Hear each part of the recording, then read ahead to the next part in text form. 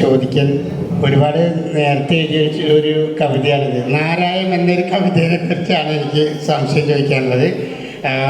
എല്ലാവരും അത് പാടുന്നതും കേട്ടിട്ടില്ല അധികം. അപ്പോൾ അതിനകത്തുള്ള ഒരു വരിയാണ് എന്നെ ഇതുവരെ ചിന്താവിഷയമാക്കിയിരിക്കുന്നത്. എന്താണെന്ന് കവിയുടെ വായിന്നത് കേൾക്കാമെന്ന് വിചാരിച്ചിട്ടാണ്. അതായത് ഇത് ചോദിക്കാൻ കാരണം ടീച്ചറും കൂടി ഈ കവിതകളൊക്കെ റീക്രോഡ് ചെയ്തിരുന്നത്. ഇപ്പോൾ ടീച്ചറും കൂടി ആയിട്ടൊരു ബാധ്യസ്ഥയാണ് ഇതിൻ്റെ സംശയം തീർക്കാനായിട്ട്.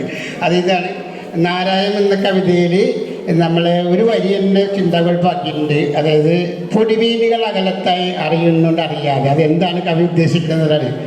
അതിനകത്തൊരു വരിയുണ്ട്, പൊടിമീനുകൾ അകലത്തായി അറിയുന്നുണ്ടറിയാതെ അലിയുന്നുണ്ടറിയാതെ. അപ്പം അതിനെക്കുറിച്ച് കവിയുടെ അർത്ഥമാണ് അവർ ചോദിക്കേണ്ടത്. അർത്ഥമാണ് വേണ്ടത്. അത് നാരായണത്തിൽ അക്ഷരങ്ങളെ ഞാൻ പ്രകൃതിയുമായിട്ട് മനസ്സിലാണ്.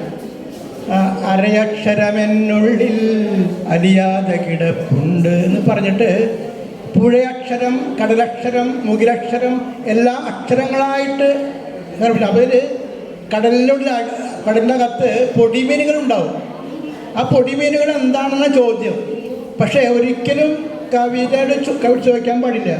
എന്താണ് ഉദ്ദേശിച്ചത് എന്ന് ഒരു കവിയോടും ചോദിക്കാൻ പാടില്ല. കാരണം അത് ഒരു വായനക്കാർ കവിത എഴുതി കഴിഞ്ഞാൽ ആ കവിത കൈവിട്ടുപോയി. പിന്നെ വായനക്കാരുടെയാണ്, അവരാണ് ചർച്ച ചെയ്യേണ്ടത്.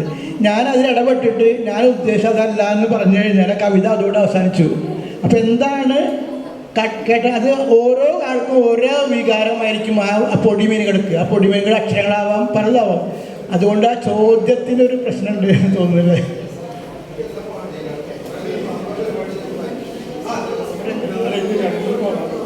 അതുകൊണ്ട് പറയണം, രണ്ടു വാക്കിനും പറയണം.